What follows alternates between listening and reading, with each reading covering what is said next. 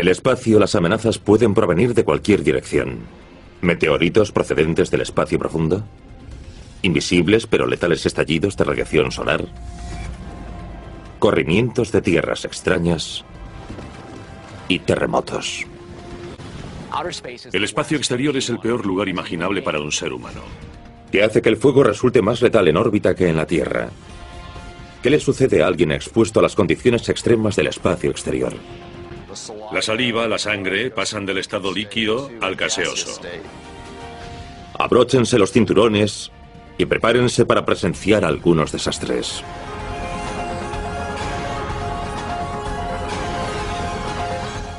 El universo. Catástrofes espaciales.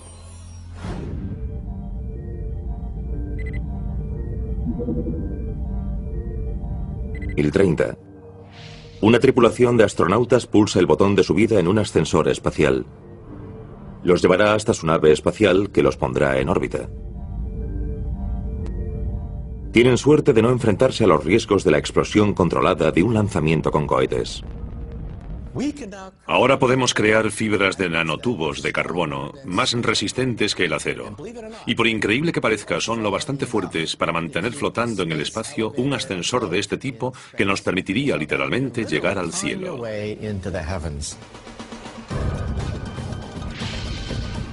Su cable de casi 100.000 kilómetros está conectado a una estación de acoplamiento que gira a la misma velocidad que la Tierra. Al igual que un satélite en órbita geosincrónica, se mantiene sobre un punto determinado de la superficie. Un ascensor espacial sería el sueño de cualquier astronauta. Pero este sueño también puede convertirse en una pesadilla. El ascensor espacial tiene que estar anclado a la Tierra. Pero ¿qué ocurre si durante una tormenta, de repente, empiezan a romperse sus anclajes? El cable todavía estaría sujeto en el espacio y comenzaría a oscilar sin control, golpeando objetos a cientos de kilómetros de distancia en cualquier dirección. También es posible que algún problema en un ordenador implicado en su orientación o un equipo impulsor hiciese perder el rumbo a la plataforma espacial, rompiendo el cable por su parte superior. Si eso ocurriese mientras la tripulación se encontrase ascendiendo o descendiendo por el cable, emprenderían el último viaje de sus vidas. Y el cable de casi 100.000 kilómetros caería hacia la Tierra a toda velocidad, y su longitud bastaría para rodear el planeta casi 3 veces por el ecuador, provocando el caos en una amplia zona. No solo sería peligroso o catastrófico para las personas involucradas. La energía cinética de algo así volando por la atmósfera sería una amenaza para la navegación aérea. Por lo tanto, también este ascensor implicaría el peligro inherente a cualquier sistema humano. Esta es solo una de las muchas catástrofes a las que podrían enfrentarse los futuros exploradores espaciales.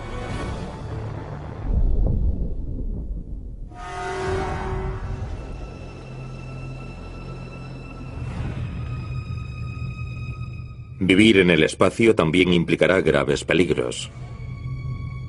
Las colonias en la Luna o Marte se enfrentarán a amenazas procedentes de todas direcciones, especialmente desde el cielo, donde las variaciones repentinas de radiación pueden resultar letales.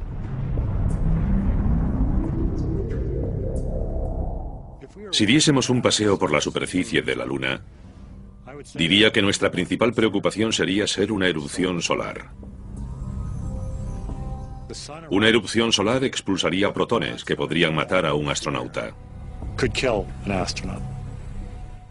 Durante las últimas décadas se han producido varias erupciones que podrían haber sido letales para cualquier astronauta que se encontrase caminando sobre la superficie lunar. En la Tierra estamos protegidos por magnético. La atmósfera de Marte es muy tenue y sus campos magnéticos son mucho más débiles y localizados. La NASA se toma la amenaza de las erupciones solares muy en serio porque ya ha estado a punto de matar a varios astronautas del programa Apolo. Las tripulaciones del Apolo que lograron alunizar son muy afortunadas. En agosto de 1972 se produjo una gran erupción solar. La denominada Gran Tormenta Solar se produjo entre la misión Apolo 16, realizada en abril, y la misión Apolo 17, realizada en diciembre de ese año. De haber ocurrido en la superficie de la Luna, la tripulación habría muerto. Sus efectos habrían sido similares a los sufridos por algunas víctimas mortales de Hiroshima y Nagasaki, aquellas que no fallecieron por la explosión inicial, sino que se vieron afectadas por una dosis extrema de radiación en pocos segundos. Un astronauta atrapado en esa situación tendrá poco tiempo para reaccionar. Las partículas letales inundarían su cuerpo, matando todas las células del astronauta en unos instantes.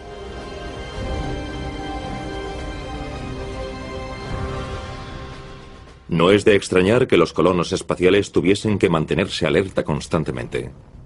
Necesitaremos informes meteorológicos sobre el tiempo espacial, satélites que vigilen el Sol y nos anuncien esos destellos con antelación. La luz del Sol solo tarda 8 minutos en llegar a la Luna. Detrás vendrían las partículas, la radiación letal. Solo dispondrían de unos minutos, media hora aproximadamente, para llegar a un refugio. Y una tormenta así puede durar un par de días. Una forma de protegerse sería vivir bajo la superficie. Pero no se dejen engañar por lo árido de su terreno.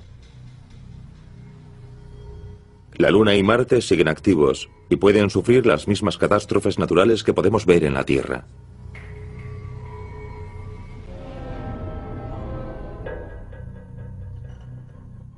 Estoy en el desierto de Mojave, en una cueva creada por una corriente de lava bajo 1 metro o 2 de rocas. Estar en una cueva subterránea puede ser una opción para habituarse a la Luna o a Marte. En la superficie de la Luna o de Marte hay radiación solar, radiación cósmica, y en Marte hay tormentas de polvo. Bajo la superficie estamos a salvo de esos peligros, pero existen otros. Imaginen estar en esta cueva. La entropía del universo. El universo está en un periodo estable en el que las estrellas nacen, viven y mueren, devuelven parte de su materia a la siguiente generación y surge otra generación de estrellas. Pero ese ritmo de formación de estrellas va disminuyendo con el tiempo. Y a medida que las estrellas agotan su combustible y mueren, no se forman suficientes estrellas nuevas que las reemplacen. Cuando nos quedemos sin combustible para hacer estrellas nuevas, por cada estrella que muera no habrá otra para reemplazarla. Y cuando eso ocurra, no será nada bueno. Por tanto, las galaxias, los cúmulos gigantes de estrellas, cada vez se irán oscureciendo más. Y posteriormente, cuando el universo tenga, por ejemplo, 100 billones... darnos cuenta de que existe un riesgo de deslizamientos del terreno. Los científicos todavía no saben con certeza qué desencadenó el deslizamiento de 2008 cerca del polo norte de Marte. Se produjo en una zona helada y los investigadores creen que el material desplazado era hielo en su mayor parte. El tipo de entorno en que se instalaría una colonia para aprovechar la conversión de hielo en agua potable.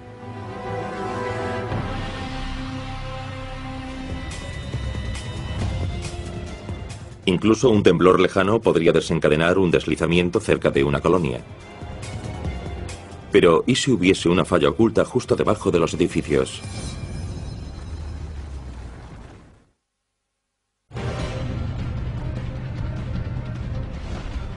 En el futuro, los colonos espaciales que vivan en la Luna o Marte tendrán que hacer frente a numerosas amenazas,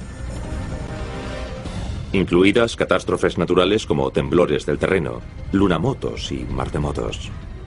Su actividad no es la misma a la que estamos acostumbrados en la Tierra. Se trata de una actividad diferente y quizá inesperada que podría causarnos problemas.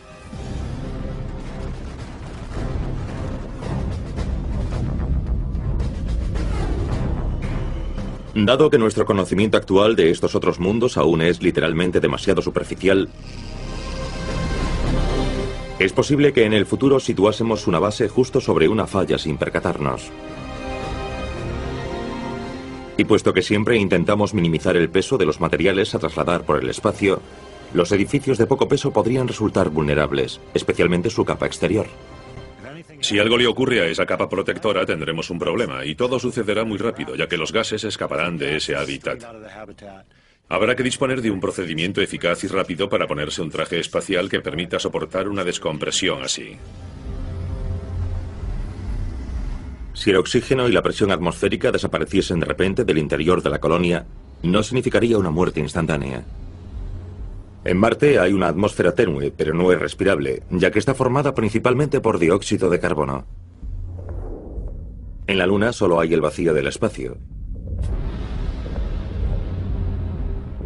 Pero aún así dispondríamos de una oportunidad, como hemos aprendido de los accidentes de trabajo ocurridos en cámaras de vacío en la Tierra. Podríamos sobrevivir a una exposición de 1 minuto aproximadamente. Pero al no haber suficiente oxígeno, una exposición más prolongada al vacío haría que el nitrógeno, que normalmente se encuentra disuelto en la sangre y los tejidos, se volviese insoluble y formase burbujas. Es el denominado síndrome de descompresión. Y si aguantamos la respiración, podemos sufrir un exceso de presión pulmonar y un desgarro del pulmón. El contenido del pulmón puede llegar al torrente sanguíneo y producir una embolia. La exposición al vacío del espacio puede causar la muerte por varias razones.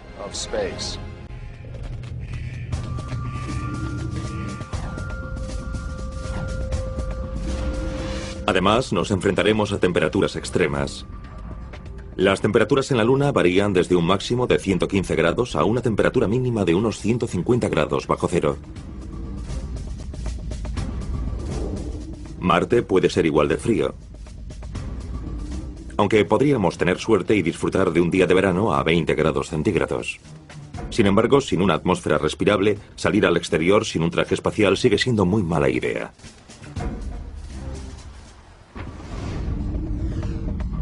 Otro factor que los colonos espaciales tendrán que tener en cuenta en la superficie serán los meteoritos. Los cráteres de la Luna lo dejan claro. Es un blanco fácil.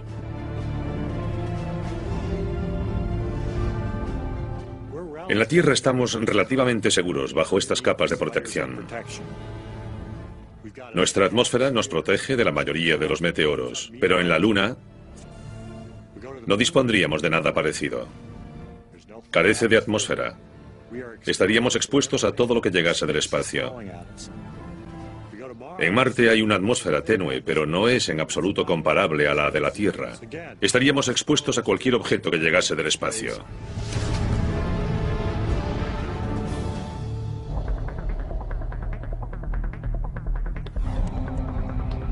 Los ínfimos meteoros de solo un par de centímetros o una fracción de centímetro se denominan micrometeoroides. Sus impactos son los más frecuentes y se producen sin previo aviso. Si nos encontrásemos caminando por la superficie de Marte, incluso el impacto de algo del tamaño de un grano de arena causaría un grave problema a nuestro traje espacial. Sería un problema serio. Este sufriría una pérdida de presión que podría matar a un astronauta. Es algo que acabará ocurriendo cuando haya mucha gente trabajando en otros mundos. Sería como ser alcanzado por un rayo, poco probable pero posiblemente mortal. Los micrometeoroides también podrían abrir un agujero en la pared de un edificio de la colonia.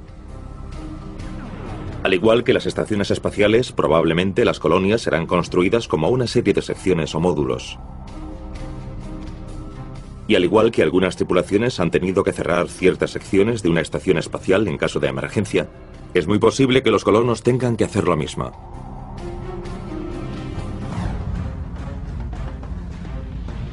Con suerte, los meteoritos grandes podrán ser avistados para que los colonos sepan de su llegada.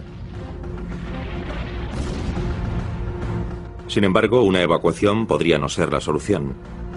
Un impacto cercano provocaría una onda de choque mortal en kilómetros a la redonda.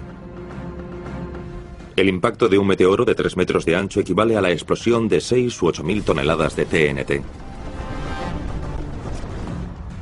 Los restos que saliesen despedidos también podrían dañar los edificios de la colonia, haciendo imposible cualquier reparación. Y cualquier impacto, más o menos directo, Prácticamente haría desaparecer cualquier vestigio de la presencia de los colonos.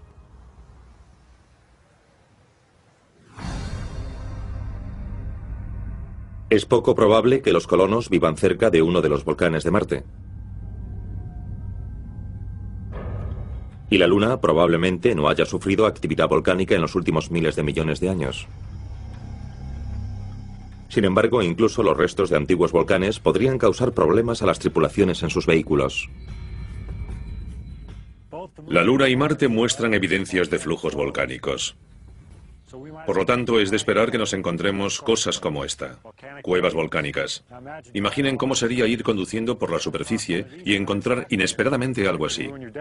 Podría causarnos serios problemas. Podría averiar nuestro vehículo, acabar en el fondo de un pozo sin forma de salir. Peor aún, imaginen una de estas cuevas volcánicas con una fina capa de roca volcánica, con roca en su parte superior.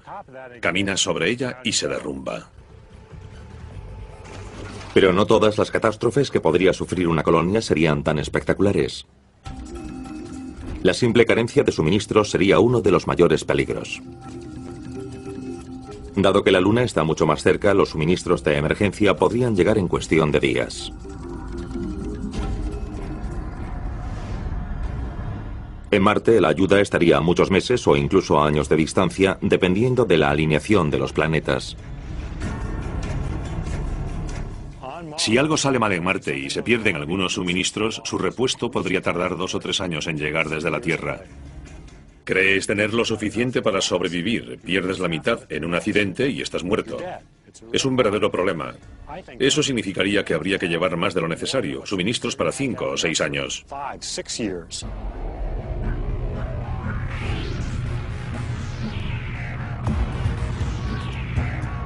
Vivir en el espacio mucho más cerca de nuestro planeta, en estaciones espaciales y en los vuelos de los transportadores, ya nos ha mostrado muchos de los peligros del espacio.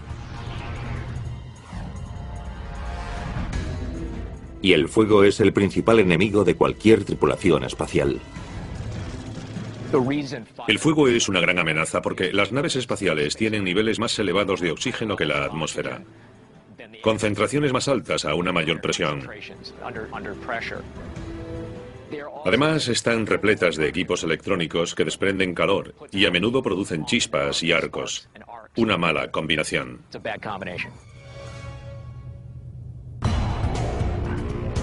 Los diseñadores han facilitado que las tripulaciones puedan apagar los incendios que se produzcan en los kilómetros de cables que se esconden tras los paneles de control. Esta es una reproducción de la cabina de vuelo del transportador espacial que utilizamos durante el entrenamiento de las tripulaciones. Si observamos los distintos paneles, podemos ver en ellos pequeños agujeros como estos. Se usan para apagar posibles incendios. Si se produce un incendio tras estos paneles, permiten introducir un extintor para sofocarlo. Andrew Thomas sabe un par de cosas acerca del fuego en el espacio. Durante su estancia en la Estación Espacial Mir en 1998, se inició un incendio de repente. El humo entró de pronto en la cabina.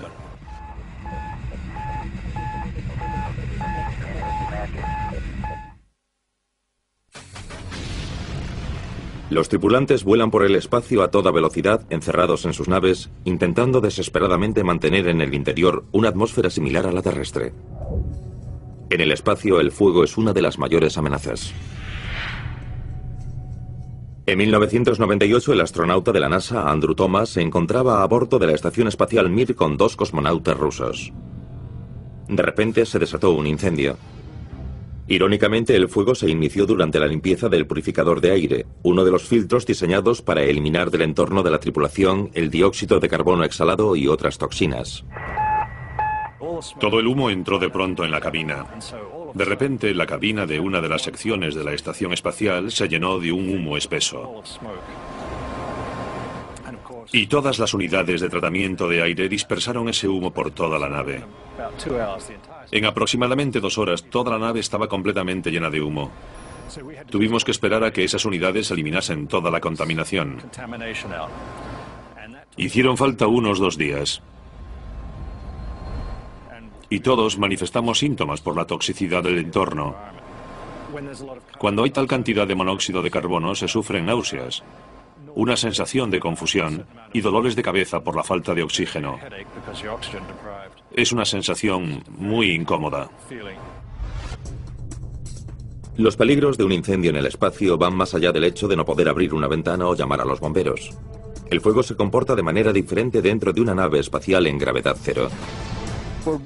Aquí podemos ver las llamas de dos velas. La de abajo es una vela en gravedad normal. Podemos ver que la llama asciende porque experimenta un empuje que impulsa hacia arriba los gases calientes que hay alrededor de la llama. La fotografía superior muestra la misma vela, pero en un entorno sin gravedad. Instalando el módulo de combustión. El fuego comenzará en 13 segundos aproximadamente. Los gases calientes no ascienden y se produce una llama esférica. Encendido de la llama en el módulo de combustión 2. Por lo tanto, un detector de humo situado en el techo, como los que instalamos en la Tierra, no funciona en el espacio. Por el contrario, los detectores están situados junto a los pequeños dispositivos de succión que conducen el aire, el humo o cualquier otra toxina hacia el detector. Para averiguar los peligros que el fuego representa en el espacio, el equipo del profesor Fernández Pello realiza experimentos en el laboratorio de combustión de la Universidad de Berkeley en California y en aviones KC-135 durante breves periodos de gravedad cero. En teoría, los incendios en gravedad cero deberían ser menos intensos debido a que los gases calientes no se elevan, lo que significa que el aire fresco no es conducido hacia su base para seguir alimentando las llamas. Pero han descubierto que el entorno en el interior de una nave espacial es más peligroso. Los sistemas de aire acondicionado crean pequeñas corrientes de aire. Estas corrientes conducen aire fresco, en este caso combustible, hacia el fuego. Al mismo tiempo, el escaso flujo de aire y la falta de gravedad no eliminan el calor tan rápidamente como en la Tierra. ¿Y cuál es el resultado? Este tipo de fuego es más caliente y más peligroso que en gravedad normal. Y es probable que el riesgo de incendios aumente aún más dentro de las nuevas naves Ares y Orión que están siendo diseñadas para sustituir al transportador espacial. Han decidido reducir la presión y aumentar el oxígeno. Al hacerlo, reducen el tiempo de preparación que los astronautas necesitan para salir al exterior del vehículo. Por lo tanto, estamos realizando pruebas con diversos materiales en ese entorno. Hemos descubierto que en el entorno que han escogido para la próxima generación de vehículos, todo arderá alrededor de un 20% más rápido que en el entorno actual.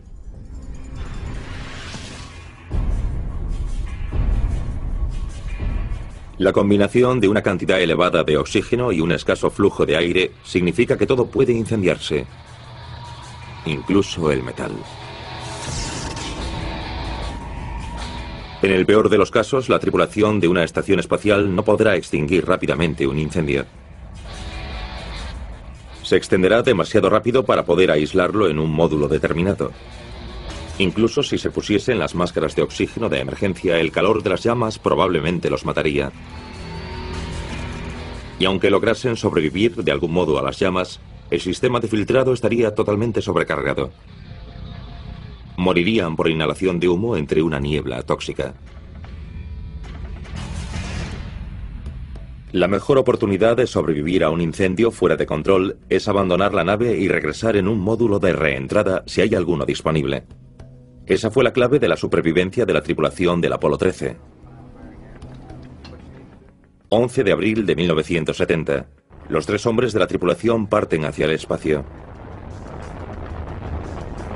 2 días más tarde, en su ruta hacia la Luna, un tanque de oxígeno explota de repente. La explosión provoca una importante pérdida de oxígeno y daña el sistema eléctrico del módulo de servicio. La tripulación se ve obligada a vivir hacinada en la cápsula lunar. El del Apolo 13 es un caso clásico de un fallo que no te mata. Sucedió en el momento adecuado, cuando estaban de camino hacia la Luna, por lo que pudieron utilizar el módulo lunar como bote salvavidas y regresar a la Tierra. Si Lovell, Schweiger y Hayes hubiesen tenido el mismo problema después del alunizaje, durante su regreso a la Tierra, sin duda habrían muerto.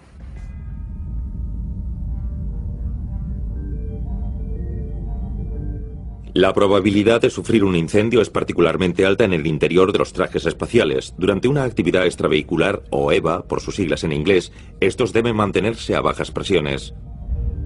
La clave de su flexibilidad reside en trabajar a una presión inferior a la atmósfera terrestre. Vestir un traje espacial en un entorno de una atmósfera sería como estar dentro de un globo y resultaría imposible moverse. Con una presión tan baja como un escalador en la tenue atmósfera del monte Everest, los astronautas deben respirar oxígeno al 100% y este es muy inflamable.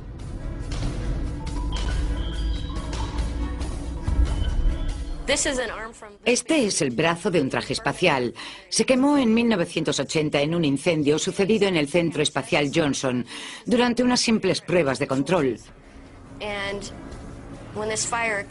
Cuando se produjo el incendio, todos se quedaron de piedra. Había gente cerca y al día siguiente estaba previsto que alguien vistiese el traje durante otra prueba. El incendio podría haber resultado fatal. Aún así, el traje valía en aquel momento $3.100.000 y la NASA tuvo que invertir $20 millones para rediseñar el traje. Cualquier actividad extravehicular es peligrosa por muchas otras razones. De hecho, el primer paseo espacial de la historia casi terminó en catástrofe. En 1965, Alexei Leonov realizó el primer paseo espacial de la historia. Sin embargo, con las prisas por alcanzar semejante logro espacial y por tanto vencer a los americanos, los soviéticos hicieron algunos recortes en la seguridad del cosmonauta. Y se hinchó como el hombre de Michelin. El traje se volvió rígido. No pudo soportar la diferencia de presión entre la atmósfera respirable del interior y el vacío del espacio. El problema fue que la cápsula de la nave Soyuz en la que volaba era muy pequeña. Y su escotilla era aún más pequeña. Al final decidió dejar salir un poco de aire para desinflar el traje lo suficiente para poder pasar por la escotilla, pero aún hoy sigue afirmando que no estaba seguro de poder lograrlo. Un astronauta que, como Leonov, tenga que disminuir la presión para poder maniobrar en su traje, se encuentra en la misma situación que un buceador que asciende desde aguas profundas con demasiada rapidez. Se forman burbujas de nitrógeno en el torrente sanguíneo y no es algo simplemente doloroso, puede matarte. Y durante las actividades extravehiculares, algo tan simple como un cierre mal apretado o el fallo de un propulsor de emergencia también pueden desencadenar una catástrofe. Estar en el exterior de una nave espacial durante una actividad extravehicular es lo más peligroso para un astronauta en órbita. Un movimiento en falso puede ser mortal, especialmente si eso te aleja de la nave. En una de las estaciones espaciales rusas, hubo un caso en que uno de los miembros de la tripulación no estaba sujeto. Se encontraba en el compartimento de despresurización observando a los otros tripulantes. Poco a poco comenzó a alejarse hasta que otro cosmonauta lo vio y pudo sujetarlo. En el espacio es muy difícil sujetar a alguien. Sin un sistema de propulsión adecuado para volver sería algo muy serio. Sería como perderse en el océano. Incluso con un sistema de propulsión, este puede fallar o agotarse antes de que el astronauta logre ponerse a salvo. El astronauta simplemente se alejaría flotando por el espacio. La Estación Espacial Internacional no podría seguir a una persona. Y si el transportador estuviese acoplado, se tardaría demasiado tiempo en desacoplarlo y preparar un rescate. En este escenario de pesadilla, el astronauta posiblemente dispondría de oxígeno para varias horas hasta finalmente fallecer. Mientras el traje esté intacto, la presión no será un problema. O se agotaría el oxígeno o dejaría de funcionar el sistema que elimina el dióxido de carbono exhalado. En cualquier caso, el astronauta se asfixiaría y seguiría flotando por el vacío del espacio. Los mismos micrometeoroides que pueden devastar colonias espaciales también suponen una amenaza letal para los paseos espaciales y para la nave espacial. Además, en una órbita terrestre baja, estas pequeñas rocas tienen compañía: la basura o chatarra espacial. Y todo ello vuela a una velocidad superior a los 35.000 kilómetros por hora. A tales velocidades, objetos de menos de 2 centímetros de ancho pueden resultar mortales. Un micrometeoroide volando por el espacio es muy similar a una pelota de golf volando por el aire. Pero existen algunas diferencias. Un micrometeoroide es mucho más pequeño y dado que viaja a una velocidad enorme, su impacto es mucho más destructivo. Si un micrometeoroide choca con tu traje espacial, hará un agujero en él. No podrás repararlo o solucionar el problema. A menos que tengas a otro astronauta cerca, morirás. El aire que respiras se escapará con bastante rapidez. Tu sangre hervirá y todo habrá terminado. Pero, ¿qué hace que la sangre hierva? En el espacio, que la sangre hierva no tiene relación con el calor, sino con la súbita falta de presión atmosférica. En realidad no es cierto que la sangre hierva. Los fluidos corporales pasan del estado líquido al estado gaseoso. Hay muchas historias sobre lo que le sucede a una persona sin protección en el espacio exterior. Esta es la realidad. A medida que el vacío del espacio llena el traje dañado de los astronautas, las partes líquidas de la lengua y los ojos comienzan a burbujear. Lo mismo ocurre con la saliva, los fluidos internos y la sangre. Conforme la sangre se convierte en gas, el oxígeno ya no llega al cerebro o a cualquier otro lugar. El cerebro queda inactivo en aproximadamente 15 segundos, dejando a la víctima inconsciente. Poco después mueren las demás células del cuerpo. Las temperaturas extremas también pueden afectarnos, ya que las zonas del espacio iluminadas por el sol alcanzan los 121 grados y las zonas en sombra los 150 grados bajo cero. Pero, ¿qué clase de agujero es demasiado grande para un traje espacial? Disponemos de una cantidad muy pequeña de material para detener una partícula que llega a 7 kilómetros por segundo. Podemos ver el orificio de entrada del experimento y todas las capas que logra atravesar. La última es una capa de retención de presión. Es un agujero de 2 a 3 milímetros. Uno de 4 milímetros en este tipo de tejido resultaría catastrófico. Afortunadamente, nadie ha sufrido aún este problema en el espacio. Los impactos también pueden causar problemas menos evidentes. Por tanto, la NASA no repara en gastos para simular en la Tierra diferentes tipos de daños causados por micrometeoroides. Los investigadores que trabajan en el área de hipervelocidad de los laboratorios de pruebas de White Sands en Nuevo México crean impactos utilizando disparadores de gas de hidrógeno comprimido. Sin duda se trata de instrumentos potentes, pues pueden disparar objetos a 30.500 km por hora a partes concretas de la lanzadera y la estación espaciales para evaluar los daños. A esa velocidad podríamos ir de Los Ángeles a Nueva York en unos 8 minutos. Hoy realizaremos una prueba en una agarradera de la Estación Espacial Internacional que los astronautas utilizan en el exterior para desplazarse con seguridad. Varios astronautas han sufrido cortes graves en sus guantes, y esto preocupa mucho a la NASA, porque en los diseños para la estación espacial hay que eliminar cuidadosamente cualquier arista afilada que pueda enganchar el traje espacial del astronauta, crear un agujero y poner fin a una misión. Los técnicos colocan la agarradera en la cámara y sitúan el diminuto proyectil de 0,8 milímetros de ancho dentro de un soporte que se desintegrará una vez disparado. A continuación, introducen pólvora en la recámara. Con la pólvora, propulsamos un pistón que comprime el gas de hidrógeno a unas 6.800 atmósferas. Es la elevada presión del gas la que acelera los proyectiles de 0 a 30.500 km por hora. Utilizamos 3 tipos diferentes de cámaras. Una capta una instantánea, otra rueda la secuencia y el tercer tipo es una cámara digital que capta 16 imágenes a 200 millones de imágenes por segundo. Los técnicos se protegen tras una mampara y se preparan para disparar.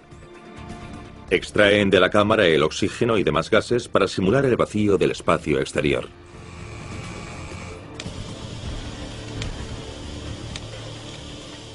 Es el momento de la verdad. ¿Qué daños habrá causado este micrometeoroide simulado? Aunque es un impacto pequeño, ha producido un daño, una deformación suficiente para afectar al guante de un astronauta, produciendo un desgarro en él. Si un proyectil de solo 0,8 milímetros de ancho puede causar un daño así, intenten imaginar lo que puede hacer un objeto más grande. En los laboratorios de pruebas de la NASA en White Sands, Nuevo México, los investigadores cargan disparadores enormes con proyectiles pequeños. Estos simulan micrometeoroides y chatarra espacial. Pueden impactar sobre componentes de naves espaciales a 30.500 km por hora, causando daños en la Tierra que nos hagan comprender mejor las catástrofes en el espacio. A velocidades tan elevadas, un objeto muy pequeño puede causar problemas muy grandes. Estoy en el interior de nuestra mayor cámara de impactos. El disparador de 2,5 centímetros. Mide unos 53 metros de largo y puede disparar un proyectil de hasta 1,9 centímetros. Y aquí tengo un objetivo alcanzado por ese proyectil. Este es el agujero de entrada y cómo atravesó el componente puesto a prueba. Un impacto de esta magnitud resultaría catastrófico en el espacio.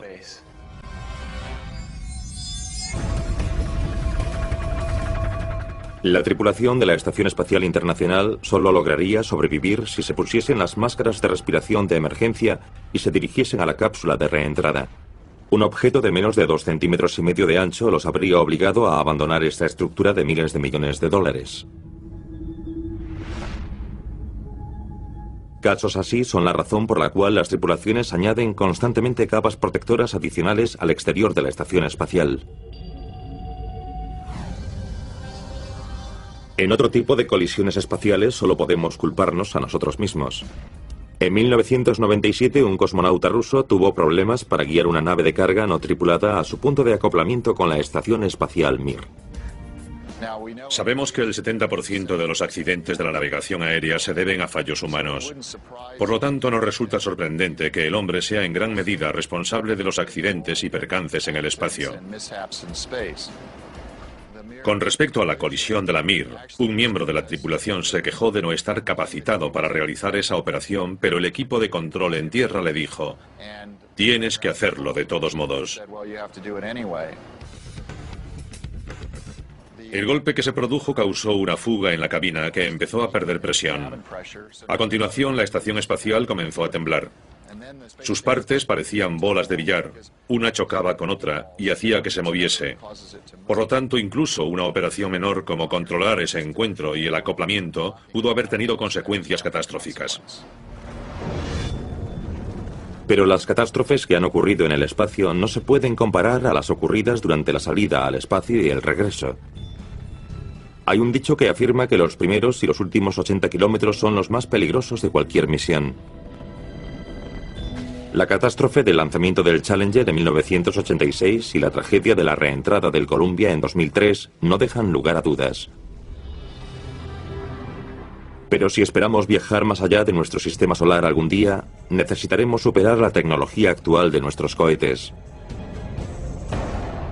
Una posibilidad que resulta tan emocionante como aterradora es el llamado motor de antimateria. En el interior de los inmensos aceleradores de partículas, los científicos han creado cantidades diminutas de antimateria, que está formada por átomos con la carga contraria a la de los átomos normales. Por lo tanto, en la antimateria los electrones son positivos y los protones son negativos. Cuando la materia y la antimateria entran en contacto, se aniquilan entre sí, liberando cantidades enormes de energía.